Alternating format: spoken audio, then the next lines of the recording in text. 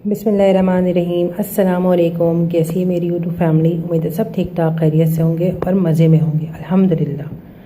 तो जनाब, आज की रेसिपी जो मैंने शेयर की है वो हैदराबादी कैरी का मुरब्बा कह लें या हैदराबादी कैरी का मुरब्बा। ठीक है, ये वो रेसिपी है जो हमारे घरों में बहुत पहले, अरसे दराज पहले हमारी दादी या नानी बनाया करते थे। तो जनाब सोचा जो है वो क्यों ना हम भी जो है ये मुरब्बा बनाया जाए, इससे पहले जो है ये मौसम गुजर जाए। क्योंकि गर्मी अपने अरूज पर है और कैरी का नाम सुनते ही मुंह में पानी ना आए तो ऐसा हो ही नहीं सकता। तो बस सोचा कैरी का जो है वो मुरब्बा बना के रख लिया जाए, क्योंकि बाद में फिर ये कैरियाँ हमें मिलती नहीं हैं। तो जनाब यहाँ पे तकरीबन जो है वो मैंने 1 किलो कैरियाँ ली है, लेकिन यहाँ पे मैं आधा किलो कैरी का जो है वो मुरब्बा बनाऊँगी और आधा किलो कैरी का मैं अचार डालूँगी। इंशाल्लाह जल्द ही जो है वो मैं अचार की रेसिपी भी आपके साथ शेयर करूँगी। तो यहाँ पे मैंने 3 कैरियाँ ली हैं जो कि वज़न में आधा किलो है। तो यहाँ पे जो है हमें इसका छिलका उतार लेना है और यहाँ पे मैंने इसको पहले धो लिया था। हम इसका छिलका उतार लेंगे और उसके बाद जो है हम इसको लंबा लंबा काटेंगे।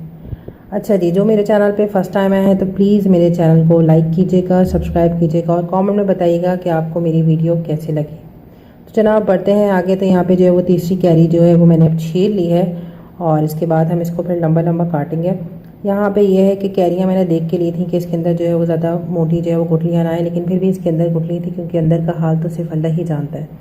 तो जनाब यहाँ पे जो है वो कैरियाँ छिल चुकी हैं और इसका जो हमने लंबा लंबा काटना है। जैसे हम सेब की शाखें काटते हैं, पहले हम उसको इस तरीके से काटेंगे, उसके बाद हम थोड़ा सा इसको और पतला पतला कर लेंगे। तो यहाँ पे जो कुछ साइड के थे कि कॉर्नर्स, उसको भी मैंने जो है वो काट के निकाल लिया था ताकि कोई भी चीज़ जो है वो ज़ाया ना हो। तो इस तरीके से मैंने काट लिया। तो यहाँ पे जो है वो कैरियों को मैंने लंबा लंबा काट लिया है। इसको धोने की ज़रूरत नहीं है क्योंकि मैंने काटने से पहले इसको धोया था, छिलका उतारने से पहले। अच्छा जी, तो यहाँ पे हमने ये करना है कि चूल्हे पे मैंने जो है वो कढ़ाई रख दी है। इसके अंदर तकरीबन मैंने आधा कप जितना मैंने पानी डाला है। पानी हमें गर्म करने का इंतज़ार नहीं करना है, हम इसी के अंदर जो है वो कैरियाँ ऐड कर देंगे। अच्छा, यहाँ पे ये है कि कैरी ऐड करके यहाँ पे मैंने जो है वो मीडियम फ्लेम रखी है, बहुत ज़्यादा हाई फ्लेम नहीं रखी है, क्योंकि पानी को थोड़ा सा बॉयल होना है। तो जब पानी थोड़ा सा बॉयल होना शुरू हो जाएगा और इस तरीके से देख लें आप, तो कैरियाँ जो है वो हल्की हल्की सॉफ्ट हो जाएंगी। हमें इसको बिल्कुल भी इस तरह नहीं करना है कि बिल्कुल एकदम जो है वो बिल्कुल हलवा टाइप की घुल जाए, ऐसा नहीं करना है कि कैरियाँ गल भी जाए, खड़ी खड़ी रहे। तो इसके बाद मैंने इसके अंदर डाला है आधा कप जितनी मैंने इसके अंदर चीनी ऐड की है। चीनी ऐड करके थोड़ा सा मैंने मिक्स किया और साथ यहाँ पे मैंने लिया है 1 बड़ा चम्मच भर के सौंफ और यहाँ पे राई है और यहाँ पे मैंने जो है वो साबित लाल मिर्च ली थी, इसको मैंने जो है वो नाइफ़ की वजह थोड़ा थोड़ा काट लिया है। तो यहाँ पे तमाम चीज़ें जो है वो 1 चम्मच भर के हैं और इसके बाद हम इसको थोड़ा सा मिक्स करेंगे और इसके बाद जो है हम इसमें ऐड करेंगे थोड़े ड्राई फ्रूट। यहाँ पे मैंने जो है 4-5 छुहारे लिए थे, इसको मैंने थोड़ा थोड़ा काट लिया है और साथ ही यहाँ पे मैंने 1 छोटा चम्मच भर के जो है वो 4 मगज़ लिया है और 7-8 बादाम लिए थे, जिसको मैंने स्लाइस में काट दिया है। तो आप चाहें तो इसके अंदर कोई और भी ड्राई फ्रूट ऐड कर सकते हैं।